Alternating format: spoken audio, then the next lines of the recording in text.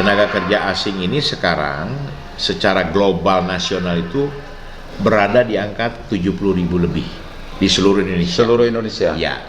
Jadi kalau dibilang banyak juga data kami itu 70.000 lebih.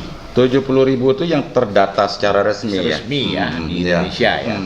Nah tentunya TKA itu umumnya dari China. Ya, hampir lebih besar itu dari Cina.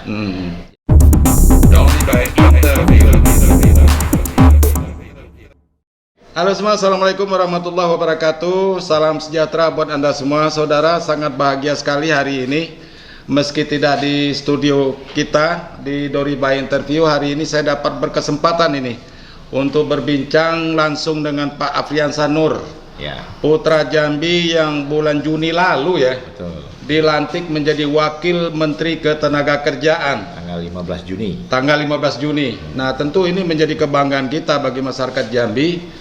Namun seperti apa sih sosok orang sebenarnya? Kita ingin tahu juga dulu di Jambi sekolahnya di mana, mungkin bisa diceritakan sedikit Pak Wamen. Ya. Kemudian di depan saya Pak Bahari, ini Kepala Dinas Ketenagakerjaan Provinsi Jambi.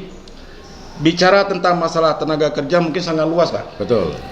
Mungkin sedikit sajalah Pak Wamen bisa memberikan harapan kepada masyarakat Jambi, terutama masalah tenaga kerja yang saat ini memang cukup banyak yang belum mendapat kesempatan untuk bekerja, terutama pasca pandemi dan lain sebagainya. Kemudian masalah ekonomi kita seperti ini yang belum sehat betul. Ya. Nah, mungkin bisa diberi gambaran. Baik. Kemudian nanti masalah difabel, yang katanya juga ada porsi untuk diangkat menjadi ASN. Ya. Nah, karena di Jambi juga banyak difabel Pak. Ya. Nah, mungkin bisa diceritakan, tapi sebelum itu Pak Afriansyah cerita dulu lah. Baik. Lahir di mana, dulu di Jambi sekolahnya di mana, mungkin punya mantan pacar di Jambi. Oke Pak Afriansyah. Ya. Baik, makasih. Assalamualaikum. Selamat pagi, salam sejahtera untuk kita semua. Alhamdulillah hari ini saya bertemu dengan Pak Rio ya. Bersama dengan Pak Bahari sebagai Kepala Dinas Tenaga Kerja Provinsi Jambi. Saya kebetulan selama dari hari Kamis sampai dengan hari ini Sabtu ada kunjungan ke Jambi ya. Ya sekaligus ya kerja lah gitu. Dan alhamdulillah sebagai putra Jambi, ini bukan kaleng-kaleng Bang. Oh ya asli. Saya lahir di Jambi 24 karat di TAC. TAC. Nah, dekat saya itu, dekat rumah saya. Betul. Nah, kemudian saya sempat mengikuti sekolah TK-nya di Adiaksa. Adiaksa. Iya. Kemudian SD-nya SD di daerah Arizona. SD berapa tuh? SD komplek, SD 25, SD 34. Oh, SD 34 Nah, Arizona. saya SD 34. Nah, cuman pada saat naik kelas 4 saya pindah ke Lubuk Linggau.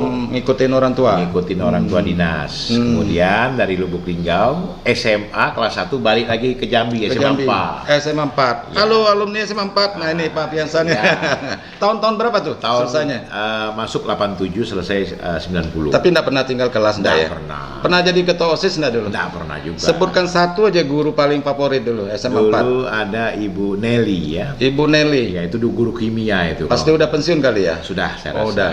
Mungkin bisa menyapa sedikit Ibu Nelly. Ya, Ibu Nelly semoga sehat selalu ya. Dan saya sendiri murid ya. Dulu di MIPA. Saya di fisika. Oh, fisika ya. Jadi saya dulu kan kita ada program IPA itu ada dibagi dua, fisika dan biologi. Kemudian IPS itu sosial, sosial dan bahasa kalau nggak salah. Iya. Nah, jadi saya tamat di SMA 4 dan melanjutkan kuliah di Jakarta. Iya. Jadi itulah sedikit sekelumit cerita Sebelum saya. terlalu jauh bicara ketenaga kerjaan nih, Ya. teman SMA mungkin ada yang istimewa dulu. Nah, saya ada Ini teman. ada ibu di sini ya? Iya, masalahnya ada ibu ini. Oh gitu ya. Memang nggak ada. Oh nggak ada ya. Ibu Wamen ini orang mana ini? Jambi juga Anda? Enggak, beliau orang Oh ketemunya di sana? Jawa, di Jakarta. Beliau Solo. Oh Solo. Ya, asli. Oke, Sama bisa Pak jadi Jokowi. menteri ini bagaimana ceritanya? Supaya bisa anak Jambi mengikuti karirnya ini. Kan itu tidak mudah Pak. Ya, pertama-tama. Jarang-jarang loh orang Jambi bisa jadi menteri sejak Pak Marzuki Usman ya, tidak ada lagi ya, 20 Menteri tahun. Pariwisata. Betul. Zaman Pak Gus Dur. Jadi saya ini kebetulan ya mungkin dibilang tim sesnya Pak Jokowi lah. Oh, Ya, kemudian saya mulai 2011 kenal beliau ya, waktu beliau masih di Wali Kota Solo. Kemudian sampai dengan sekarang, alhamdulillah saya kenal baik sama beliau. Dan beliau itu sosok pemimpin yang merakyat, pemimpin yang konsisten dan pemimpin yang betul-betul mau bekerja untuk rakyat. Terbukti sampai sekarang beliau masih mau turun ke lapangan, ya kan, menyapa masyarakat. Nah, berarti wajar jadi wamen? Tidak wajar juga maksudnya. Mungkin beliau mengenal sosok saya juga. Iya. Dan saya masuk di tengah-tengah loh, Pak. Iya, kenapa tidak dari awal gitu? Iya. Perjuangan sama-sama dari awal kan? Saya bukan kenapa-kenapa, tapi memang beliau meminta saya untuk membantu di Kementerian Tenaga Kerja. Nah, beliau melihat saya ini kan sosok aktivis, ya kan. Iya. Dulu suka bergerak memperjuangkan hak-hak buruh, ya kan, hak-hak tenaga kerja. Ya kan. Nah, oleh karena itu saya di pertengahan periode 2019-2024 saya barulah diminta beliau untuk membantu di Kementerian Tenaga Kerja sebagai wakil menteri, membantu Ibu Ida. Oke. Nah, kemudian dalam hal ini hampir bulan Juni tanggal 15 sampai dengan November sekarang tanggal 5 ya. Tanggal 5 ini sudah hampir, saya hitung loh Pak, 4 bulan 15 hari. Wah. 4 bulan, sekarang kalau sampai tanggal 5, 4 bulan 20 hari. Enaknya jadi wamen? Ya enak, dibilang enak juga enggak, dibilang tidak juga. Tapi lebih banyak enaknya? Lebih banyak tidak enaknya, lebih banyak enaknya. Wah, bingung kita nyimpulkannya. Apalagi jadi menteri ya. Iya, jadi memang risiko sebuah pekerjaan, Bang Rio. Jadi memang saya Hudori saya Bang Hudori ya. Saya ini Bang Hudori orang lapangan. Iya. Jadi banyak betul belajar dari lapangan dan hasil yang saya ke lapangan itulah saya tuangkan dan saya panggil staf-staf untuk saya diskusikan bagaimana pemecahannya. Oke, gitu. Walaupun hanya wakil, tapi kita ingin tahu juga ini. Seperti apa konsep Kementerian Tenaga Kerjaan ini menghadapi angka pengangguran yang lumayan tinggi sekarang ini, Pak. Jadi sekarang bahkan menyambut lagi 2023 ekonomi kita mungkin bakal terjadi penurunan yang drastis katanya. Jadi sekarang ini memang konsep kita adalah sekarang kan kita lebih banyak mengenal wilayah Indonesia ini adalah demografi. Nah, bonus demografi itu ini sekarang kan lebih banyak jumlah usia aktif produktif, ya kan. Nah, usia produktif itu Bang Hudori dari usia 17 sampai dengan usia 50-an ya Pak ya. Nah, jadi sekarang ini juga saya melihat bahwa bonus demografi ini yang harus dihadapi oleh pemerintah, oleh Departemen Ketenagakerjaan dengan menciptakan peluang-peluang usaha atau wirausaha baru. Ya kan, apalagi kita ini habis selesai pandemi yang sekarang pun masih berlanjut, belum diputuskan untuk lepas dari pandemi, ya kan. Nah, dengan kebutuhan inilah kemarin pada saat pandemi banyak yang perusahaan yang mem-PHK, mengurangi karyawan, ya kan. Dan tentunya dengan kejadian ini, dengan pengalaman ini, pemerintah membuat konsep-konsep yang luar biasa untuk Kementerian Ketenagakerjaan. Nah, termasuk ada beberapa ada beberapa program, 9 lompatan. Di antaranya itu link and match, kemudian pasar kerja, kemudian vokasi, ya kan. Nah, kita fokuskan sekarang ini adalah bagaimana teman-teman menciptakan vokasi, Pak. Jadi skilling ya, reskilling, kemudian upskilling, ya kan, yang memang harus kita tingkatkan. Jadi kalau upskilling itu peningkatan skill, kalau reskilling itu adalah mencari program baru atau dari kegiatannya misalkan A menjadi kegiatannya B. Nah, ini program-program di Kementerian Tenaga Kerja. Nah, mudah-mudahan saya dengan Kementerian Tenaga Kerja bisa memberikan yang terbaik lah untuk masyarakat khususnya. Dan ya kebetulan sebagai putra Jambi, ya kan, saya banyak bergaul dengan teman-teman di Kementerian Tenaga Kerja, ya Pak Bahari dan Bapak Gubernur sendiri. Kami ingin program-program ini sampai juga ke Provinsi Jambi. Ya, diantaranya apa itu yang ini kita lakukan untuk Jambi? Melakukan namanya pendidikan TKM, tenaga kerja mandiri.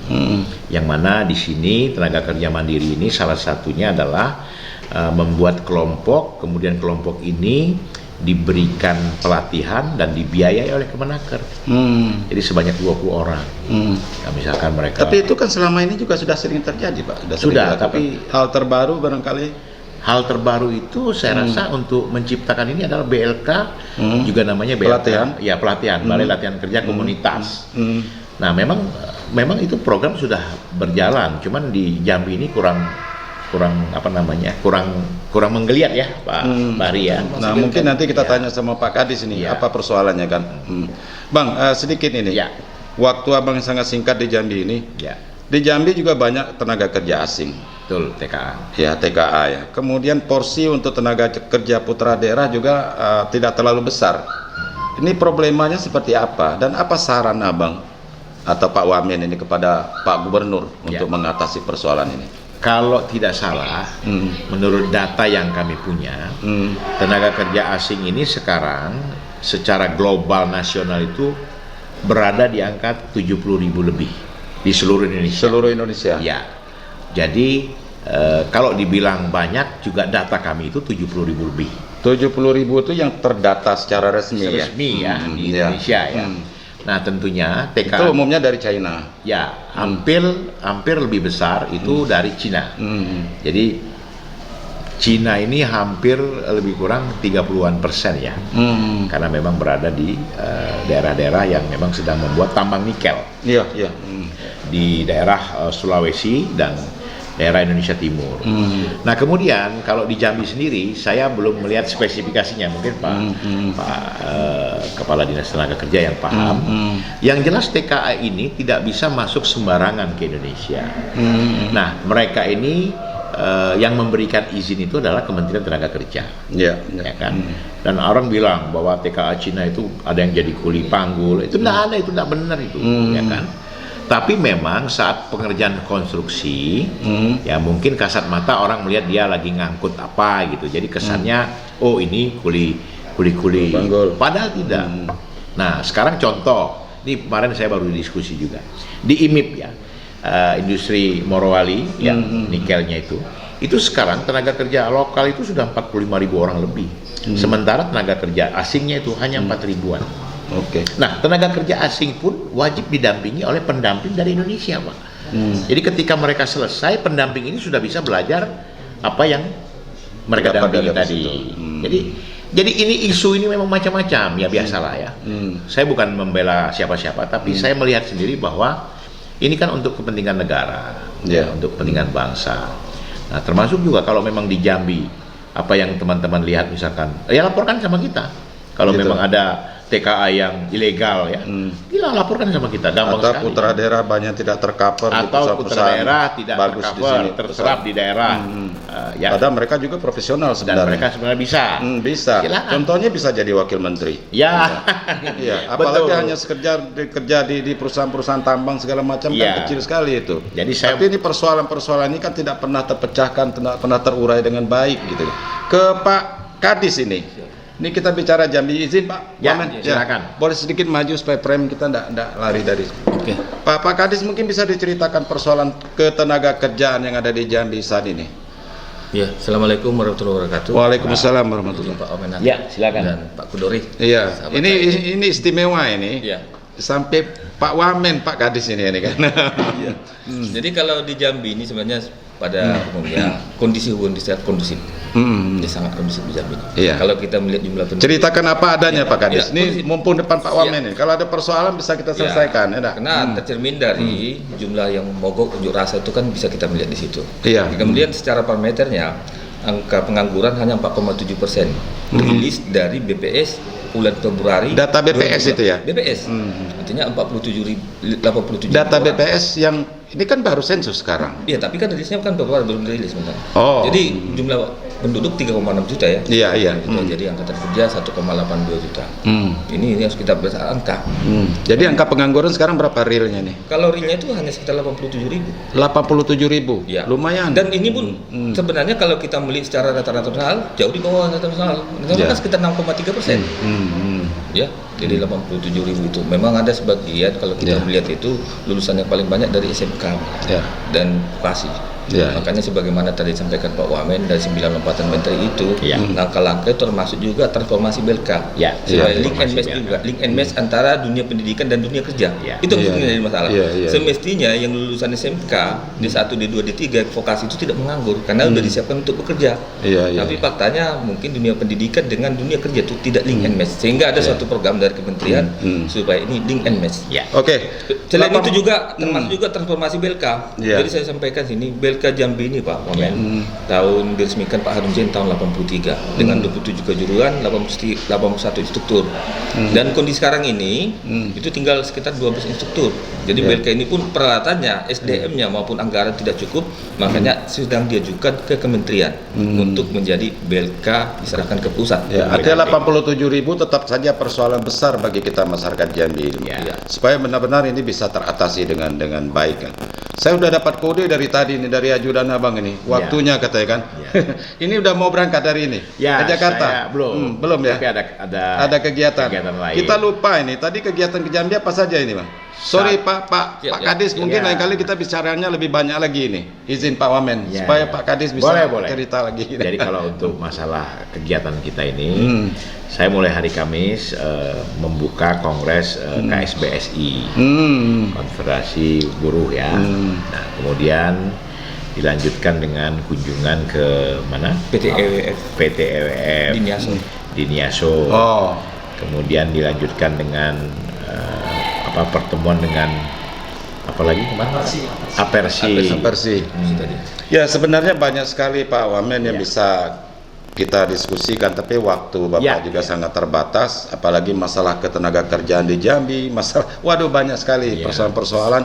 Pak Kadis ini ya luar biasa juga sebenarnya. Ya. Mudah-mudahan ke depan ini kita bisa bicara lebih panjang lebar lagi. Nanti bulan Desember katanya Pak. Insya Allah bulan Desember saya datang lagi. Oke. Ya, mudah-mudahan juga ke depan ya kan diskusi ini bisa lebih fokus. Oke. Ya Pak Khodari ya. Ya. Khodari. Oke, terima kasih Pak Wamen, terima kasih Tempo Art Gallery yang sudah memberikan tempat pada hari ini. Mudah-mudahan apa yang kita diskusikan hari ini bisa bermanfaat bagi masyarakat Jambi khususnya Amin. dan bisa menginspirasi kawan-kawan yang masih saat ini sibuk mencari kerja. Mudah-mudahan bisa bersabar dan percayalah Pak Wamen kita putra Jambi. Amin. Tetap peduli terhadap Jambi. Pasti ya. Iya, demikian Masih Pak Khodari. saya Iri, makasih Pak Wamen ya. Ya, Pak Khodari. Wassalamualaikum warahmatullahi wabarakatuh. Waalaikumsalam. See you in the video. Wah ini sebentar. Supaya terrecord juga enggak ada. Ini Tempo Art Gallery. Harpopoli ini. Ini pemilik museum Museum bioskop satu-satunya nih di Jambi dan terbesar di Asia, Pak. Sudah ngelihat tadi, Pak? Sudah Ya. Sudah berkunjung. Sedikit kasih komentar lah supaya Pak Harkopo senang katanya. Ya. Supaya saya nanti dapat kopi lagi. Ya. Terima kasih Pak Khodari melalui podcast Bapak ini. Saya atas nama Afrian Sahnur, Wakil Menteri Ketenagakerjaan Republik Indonesia, sangat bangga bahwa di Jambi ini rupanya ada museum khusus bioskop. Jadi tadi saya lihat di pameran tadi ada alat-alat putar Wah, film lengkap. yang lama sekali. Kemudian ada animasi Iya. untuk roketnya, terus ada animasi duduknya, ya kan? Dan itu sebenarnya belum terbuka untuk umum. Belum. Hanya baru saya yang suruh mengeksplor lebih banyak itu Iya. baru saya. Jadi Pak Hartopo luar biasa idenya. Luar biasa, ya. Dan mudah-mudahan saya doakan sukses dan bisa menjadi semacam nostalgia. Iya. Jadi mungkin usia-usia kami ini dulu pernah Iya, nonton bioskop ya. mengenyam atau Minggat sekolah nonton bioskop. Dari dulu kita Iya. kemana-mana minggat ya. Iya, itu. Daripada kemana-mana penting nonton. Jadi Tiketnya yang lama itu pun masih ada Masih kartisnya ada itu. Wah, kartisnya luar biasa itu. ini. Tapi waktu itu nggak apa Pak kan, nggak gratis ya Pak ya? nggak bayar. Kita bayar. Iya, bayar. Pak. Jadi mudah-mudahan sukses untuk art gallery bioskop ya. Iya. Nah, sukses selalu buat Tempo Art. Bapak sehat. Tempo Art Gallery ya. Iya. Sehat selalu untuk kita semua dan mudah-mudahan Pak Hartopo bisa lebih mengedepankan untuk profesional lagi. Jadi mungkin bisa untuk ditonton oleh banyak orang ya. Terbuka untuk umum. umum. Iya. Makasih semuanya. Baik, Pak. Terima kasih, Pak. Ya. Iya, Pak. Ya. Oke. Pak Khodari. Ya. Pak Ya, Khodari. Pak Kadis. Terima kasih Pak. Sudah.